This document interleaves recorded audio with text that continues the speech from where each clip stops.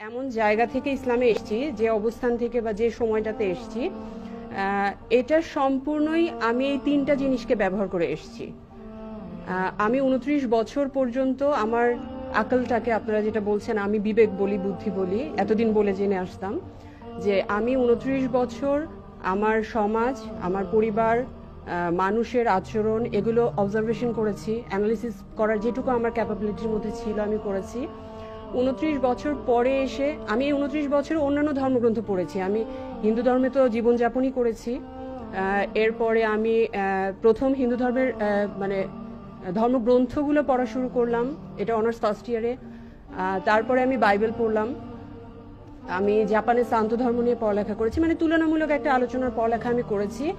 এবং 2012 সাল পর্যন্ত আমি এই ডিসিশনে আসলাম যে এগুলো মানুষের লেখা বই, তার মানে ওগুলো সম্পর্কে আমি একটা ডিসিশনে ফাইন্ডিংসে আসতে পারলাম।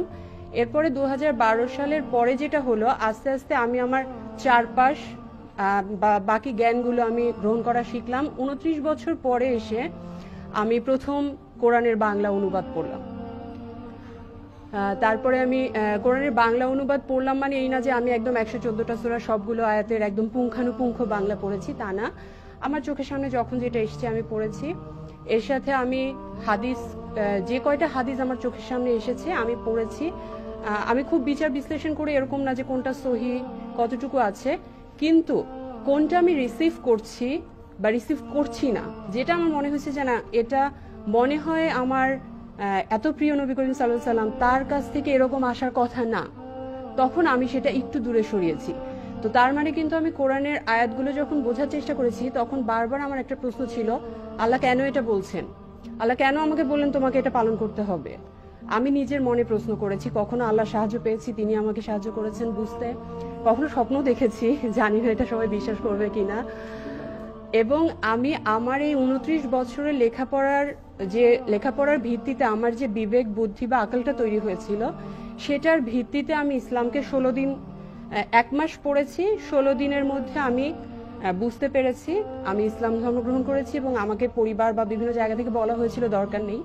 তো তারপরে আমি তখন আমি প্রোটেস্ট করতে পেরেছি যে না, আমি আমি আল্লাহকে চিনেছি, আমি বুঝেছি আল্লাহ কেন এই বিধানগুলো দিয়েছে, আমি নবী করিম সাল্লাল্লাহু আলাইহি সাল্লামকে ভালোবাসতে পেরেছি, আমি বুঝেছি উনি আমার ভালোর জন্যই এতগুলো কথা বলে গেছেন। সুতরাং আমি আজকে থেকে তাকে তার ওবিডিয়েন্ট হব, বাধ্যতা স্বীকার করলাম, আমি আত্মসমর্পণ করলাম এবং বাধ্যভাবে আমি চলার চেষ্টা করবো যখন যেটুকু বুঝে এসছে। তো এক্ষেত্রে যে প্রবলেমটা হয়েছে, আমি অনেক কিছু বলার চেষ্টা করেছি, অনেকে অনেক রকম আমাকে যে নসিহত করার চেষ্টা করেছে। তো যেটা হয়েছে, আমার যে নিজস্ব একটা বুদ্ধি বা বিবেকের জায়গাটা ছিল, আমি কিন্তু ঠিক যতক্ষণ পর্যন্ত না আমি মানসিকভাবে বুঝতে পেরেছি যে হ্যাঁ, আমার কমন সেন্স যতক্ষণ পর্যন্ত না সায় দিয়েছে, আমি কিন্তু গ্রহণ করতে পারিনি। হয়তো সে আমার ভালোর জন্য বলেছে, কিন্তু আমি পারিনি। কারণ ছিল যে আমার নিজস্ব একটা কমন সেন্স, আমার একটা নিজস্ব বুদ্ধির জায়গাটা তৈরি হয়েছিল বা আকলের জায়গাটা তৈরি হয়েছিল। তো আমার পুরো প্রসেসটাই কিন্তু এসছে এভাবে। আমি কিন্তু বারবারই বলছি, আমার মা, বাবা, শ্বশুর, শাশুড়ি, আত্মীয় স্বজন, হাজবেন্ড, অনেকে ভাবে আমি বিয়ে করেছি দেখে ইসলাম গ্রহণ করেছি। বিষয়টা এরকম না। এটা হলে আমি 2012 সালেই করতাম, আমি 2017 সাল পর্যন্ত আমার লাগতো না। সো আমার পুরো বিষয়টা এসছে, আমি যেমন আজকে প্রথম ফিকা নিয়ে, তারপরে কিয়াস, ইজম এগুলো নিয়ে, বা আরবি গ্রামার, আরবি ভাষাও আমি খুব ভালো জানি না। সো এগুলো নিয়ে কিন্তু আমার ইসলাম গ্রহণে কোনো সমস্যা হয়নি। আমার কিন্তু এই তিনটা জায়গায় কিন্তু এত স্ট্রংলি হয়তো বা হতে পারে আল্লাহ চেয়েছেন, আল্লাহ মানে অবশ্যই আল্লাহ চেয়েছেন, সে কারণে আমি পেরেছি। আল্লাহ সাহায্য করেছেন প্রতি মুহূর্তে। তো এই তিনটা প্রসেসের মাধ্যমে কিন্তু আমার 3 বছরের জার্নিটা, আমি যখন বুঝতে পেরেছি হ্যাঁ আমার এখন আমার আজকে থেকে নামাজ পড়া দরকার, সেদিন থেকে আলহামদুলিল্লাহ আমার 14 মাস নামাজ কখনো কাজা হয়নি। এটা আমি অহংকারের জন্য বলছি না, 14 মাস কাজা হয়নি। তারপরে যেটা হয়েছে, অফিস বা পারিপার্শ্বিক কারণে কাজা হয়েছে, বাট আল্লাহর রহমতে এখনো আমার নামাজ কখনো ছুটে যায়নি, কোনো ফরজ নামাজ। তারপরে আমি যখন থেকে বুঝতে পেরেছি যে আমি পর্দা করতে চাই বা আমার আল্লাহর বিধান আছে, পর্দা করতে হবে, আমি করেছি। তো প্রত্যেকটা জিনিস কিন্তু আমার কমন সেন্সের সাথে জড়িত ছিল, এটা কেউ আমাকে বাসা থেকে জোর করে করাতে পারেনি। তো এই জিনিসটা কিন্তু ইম্পর্টেন্ট হচ্ছে তাদের জন্য। অবশ্যই আমি বলবো যে আলেমদের যে জ্ঞানের জায়গাটা বারবার যেটা আসছে, আলেমদের জ্ঞানের জায়গাটা তো অবশ্যই থাকতে হবে, নইলে এই জিনিসগুলো পৌঁছাবে কিভাবে? তিনি যদি একজন যদি কোরআন যদি অনুবাদই করতে না পারে, আমার মতো কোরআনের বাংলা পড়বে কিভাবে? আমার তো একটা ভালো অনুবাদ দরকার, ওটার জন্য অবশ্যই জ্ঞান থাকতে হবে। কিন্তু ইসলামকে ধারণ করতে হবে। আমাদের কোরআনে আয়াতে আল্লাহ কি বলতে চেয়েছেন আমি যেটা বুঝি, যেমন আমার একটা হাদিস আমার সামনে আসলো, আমি একদিন আমার খুব কষ্টের একটা কথা একজনের সামনে বলছিলাম, মানে আমার জীবনের সবচেয়ে মানে স্যাডেস্ট পার্ট ছিল ওটা। তো আমি এক আমার ফ্রেন্ডকে বলছিলাম, তো বলতে বলতে কথা মাঝখানে উঠে চলে গেল।